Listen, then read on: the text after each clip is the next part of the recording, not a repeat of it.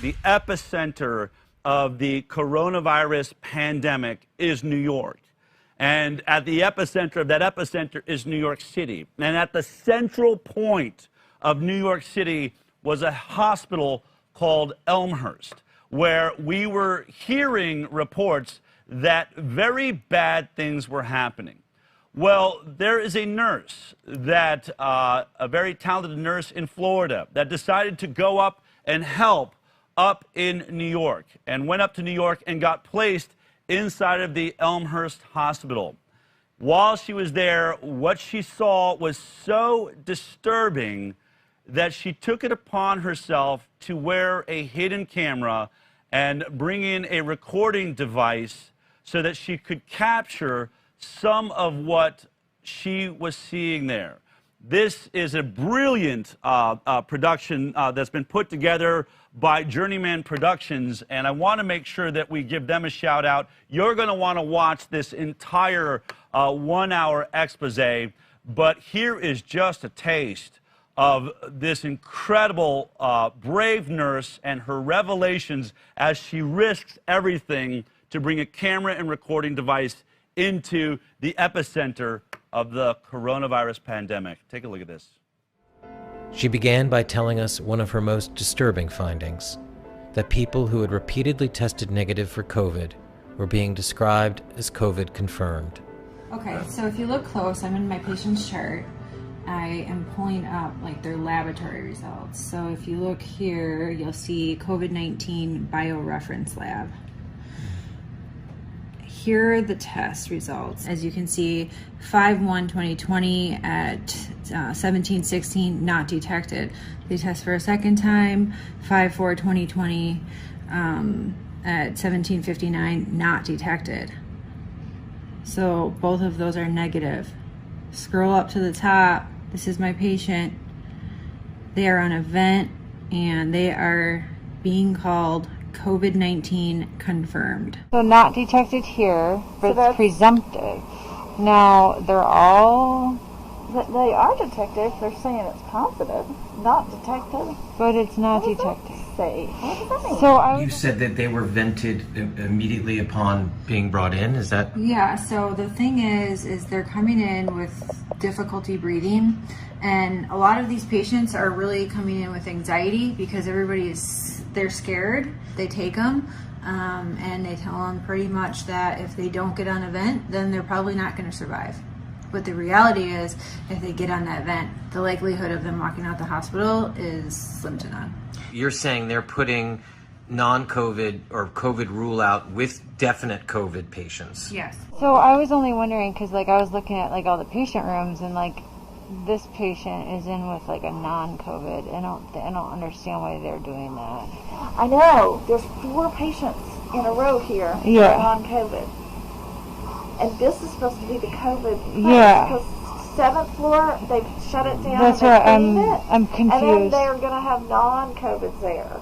Yeah. This is going to be the only COVID, so they shouldn't put any non-COVIDs here. Well, that's what they've been doing. I have that right now happening. And like the guy over in... I had 226 Yeah. that were 2 negatives. And they end up positive. Like the guy over in 29, I had him upstairs because I was on CCU before it. Yeah. And he came in with a stroke. I know, that's what 26-1 was, a stroke. And Nothing no to do with COVID. Nothing to And do now with he's got COVID and he's on a vent. Well, because we gave it to him here. Incredible statements there, revelations. People not testing positive, being told, being listed as positive, laying in rooms with people that are all positive, only to be vented as though they're positive and perhaps catch the illness. Once again, you should really check out all the work being done by Journeyman Pictures. Go to their YouTube channel, Journeyman Pictures, to see this expose and many of the other great interviews that they've done around many topics of COVID-19. But I want to say right now, it's absolutely an honor to bring on my next guest, Erin Olszewski, the nurse at the center of this. Man, I got to say, that takes some real guts to go into, I've actually done it before. I've worn cameras before. You can say that, but when you actually do it, it's very nerve-wracking, isn't it? There's something about it, the idea you might be caught, what am I doing here? But Erin, why? What made you take that step? I just felt that as a nurse, it's my duty to protect my patients. And I couldn't walk away from that being silent. People have a right to know what's going on. And, there were prior medical professionals speaking out about this and being blown off. And I felt that the only way to possibly be able to prove this is with proof, indisputable proof that they cannot take away. And, yes, I risked a lot, but in my opinion, the risk is worth the reward because people around the United States, people around the world have been lied to. Wow. And just so that people understand your background, you are an Iraqi war veteran. You fought for the United States of America in the Iraq War. So you've seen some really bad things out there, I would imagine. My understanding is you weren't a nurse when you were in Iraq, but you were actually a soldier.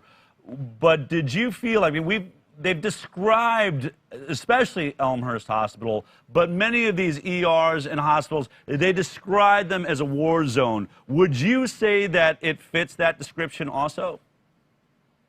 If I can honestly be totally transparent, Please. I feel like this is worse because it's almost like friendly fire. People are walking into these hospitals assuming that they're going to be taken care of, and you are literally going to walk in there and you will never walk out. It's worse, and it is destroying obviously lives, and it's destroying families, it's destroying our economy. Everything about these numbers that you are hearing across the world, globally, it's a lie. It is based on, it's just based on lies. It's based on bad care. It's based on people being careless. It's based on bad authority. Well, bad decisions. Just based on the video we watched in the beginning, they are manipulating the truth. Tell me about the testing. So a person comes in, they are having, it sounded like some of them had been stroke patients. They give them a test.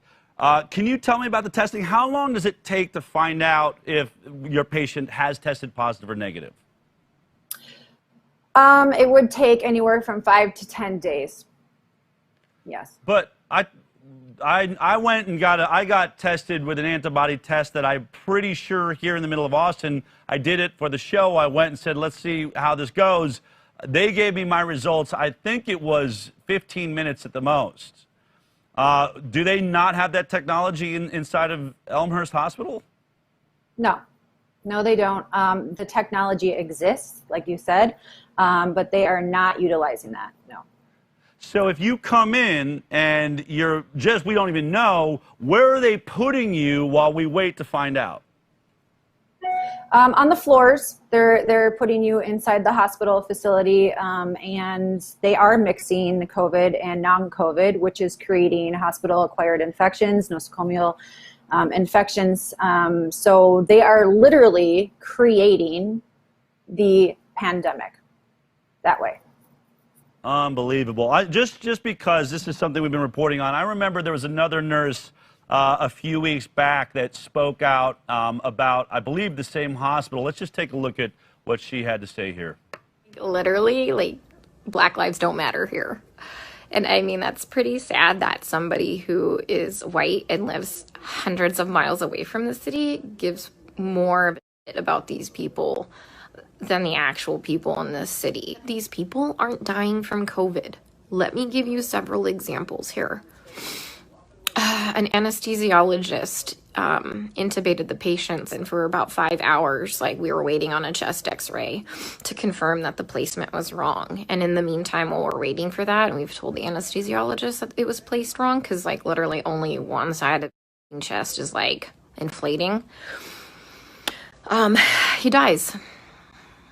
Okay? A patient had a heart rate of 40.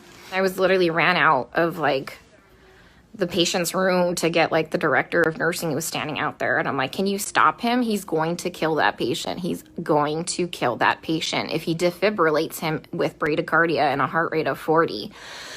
And the director of nursing just shook his head. And I turned around and he killed the dude. It's like going in the Twilight Zone. Like, everyone here is okay with this.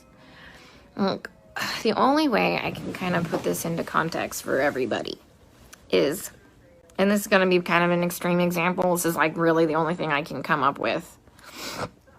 It's like if we were in Nazi Germany and they were like taking the Jews to go put them in a gas chamber, I'm the one like there saying, hey, this is not good, this is bad, this is wrong, we should not be doing this. And then everyone tells me, hang in there, you're doing a great job, you can't save everybody. They're murdering these people. That was Nurse Nicole Surtek. I did make a mistake. I guess she wasn't at Elmhurst while she was recording that video. But obviously, you're not alone. Inside of the hospital system where you work, are you alone? Are you a minority? Are you a majority? What's happening with the nurses? And many of you are journeyman nurses, right? Many of you are traveling into New York to help out. What would you say, how many people are looking at this the same way that you and Nicole are? That's a good thing to bring up, because this is the problem I'm seeing with it. I actually spoke with Nicole on the phone last night and we were talking about this, is that the majority of the nurses there feel the same way I do. And we talked about it. I actually have it recorded. You know, I was there for a month and recording the entire time. So what people have seen is just a sliver. And all these nurses feel the same exact way, but everybody is afraid to speak out for the reason that they're threatened with obviously being sent home. If you ask, questions, if you try to, stick up for your patients and advocate for your patients like nurses are supposed to do, you are reprimanded. And, they say over and over, don't make any problems, keep it easy. We don't want to get kicked out, and a lot of it is just based around either being scared of what's going to happen to you, or, they don't want to lose that paycheck. Wow. And it's actually, my understanding is you were in Florida, you were a nurse there, you were involved in treating COVID-19 patients there, correct? Correct, yes. Now, was there a difference that, like, we just heard a report about hydroxychloroquine. There's a huge, Lancet Papers just withdrawn this study that said that hydroxychloroquine was dangerous. Were they using hydroxychloroquine in Florida where you were? Absolutely. So we use the hydroxychloroquine and we use the zinc. And when I arrived in New York, I found out very quickly that that was totally off limits. And if you did, or any provider did prescribe it, it would be grounds to be fired. Where was that coming from? How high up did that go? So it was from Governor Cuomo, and that was as early as March, right around March. And that's just how that's how it went, and you had to listen to it. And what I found is so ironic, in that same, those same orders, they granted all these medical professionals, they were all liability free if anything happened. So when you're inside these hospitals, already a very, hospital that has very bad reviews, it's public, you have liability-free medical professionals treating patients on ventilators with no family. So what do you think is going to happen? That leads me to, in this incredible expose, what you described as maybe the worst day of your life. Remember, this is an Iraqi war vet who has seen a lot of bad days, I would guess. Take a look at what she describes as the worst day of her life. A 37-year-old, which is my age, was not a DNR. He was a full code. His family in depth discussed with the doctors that they want us to do everything they can to save him. He came in talking. He was very terrified. He was just like, you know, totally alert, knew what was going on, and they convinced him to be on a vent. Now he's dead. But the doctor said when I got into shift that if he codes that we are not to resuscitate or try to save him. And we flipped. This is important. I just asked them if we can put a DNR order and they said no. That's up to the attending. Okay, so we're going to code him. That's what I said and they said no, we're not. I said yes, we are. Yeah. We're obligated to. So then I got to say something though, like it's our license. Unfortunately, you guys got to put in an order, just something. That's what I said. I said I'm obligated. Yeah. What did she say? So then she's like, the higher up said. I said, I don't care what they said. What higher up? God? We don't have a God here making decisions. I said, I don't care what they said. So we're supposed to. He's not DNR, but we're treating it as DNR. Basically. Does his family know? His family knows the situation. I think they called them and they told them. They were trying to do a school attending consent for DNR. Okay. All day he spent like in the 80s saturating. It was this one on the forehead didn't work. It was this one worked, and that came back. When I changed it, I was like, oh shoot, it's 90. Yeah. So they started playing around with the Oh fence. shoot, it's 90. Because he's still on pressure. He changed the pulse ox You put him on EC, from drop. his head to his finger, and he's like, oh, it's 90. I had to put a sign up last week, don't touch my... He's fine. Well, Elmhurst does have a policy given, like a COVID policy, given the scarcity of dialysis and blood. It can be a chem code, it can be whatever. That it's not, there's not a, it's a difference. Normally the standard is whatever the family says, like we just do. So if they would say code them for 5 years, like we just do that until they die. It's a little bit different now because of the new policy in place with Dr. put in place, which is that you don't need full family like you can just tell someone that it's medically futile and that we're not willing to just pour blood and resources into something that would be impossible to get back. But look, he's 37. All I can think about is that at least he knows that we were fighting for him when he died. You know.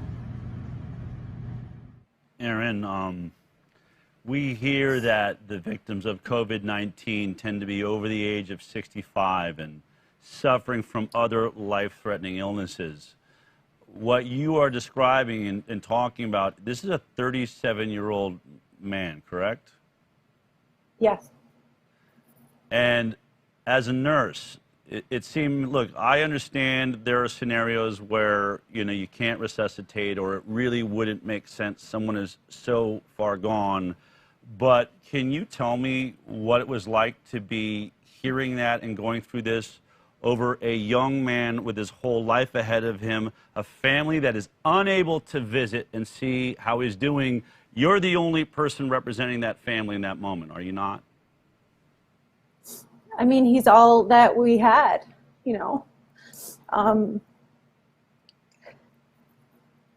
He doesn't have a voice otherwise, you know, and like these families are trusting in us to be taking care of them and trust us to do our jobs right. And if they don't have a good nurse, they really don't have a chance at all. And even if they have a good nurse, who's to say the next nurse on the shift or the next doctor on the shift is going to be good too? And it just goes against every single thing that we've ever learned and that we're taught to do as nurses, you know, just to be ethical. And when something's wrong, we have to, you know, speak out about this, because if we don't do it, then who's going to? And whatever it takes and whatever I have to risk, at least like I know that I'm giving these patients and their families the justice that they deserve. And so be it. Can I ask you? Can I ask you? Was this gentleman confirmed to be COVID-19 positive? At the end of his life, yes. Hospital acquired. So he got it while he was in the hospital. Yes. If you could get a message to Donald Trump right now, who is having to make decisions, I think obviously, you know, he can speak to Tony Fauci, Debbie Birx, these people that are in, what do you need our leadership to know? What do you want the National Institute of Health to know? What do you want Andrew Cuomo to know? I want them to know that what is happening, and even still, it's still happening. I have friends that are still there. That we need a federal investigation immediately. We need to go there and we need to flip tables over. We need to go through every single chart. We need to contact every single family because a lot of bad stuff has happened. There has been no autopsies allowed. And we just need to go to the absolutely highest power because I am just one person, but I know that there are a lot more people out there that have a lot more power than me. So I am willing to risk everything in order to bring justice, not only to like the patients and not only to their families, but to the rest of the world, because I know a lot of people have been going through horrible things. It has shut down the economy. It has taken out businesses. It has, you know, torn apart families. There has been a lot of suicide. I mean, there's so many things that this has affected, and nobody will even look at this. And, you know, if they're going to do a federal investigation for the Major League Baseball steroids issue, then I don't see why they wouldn't do one here. Aaron, I know you're going to continue to be a voice now for the voiceless, and I want to thank you for your courage. You, I think, are representing your country in probably the most brave way you have so far in your life. So let me thank you for that from the high wire. Continue to be brave. Let us know in any way that we can support you. Thank you so much for the truth. Thank you. Thank you guys very much for allowing me to scream the truth.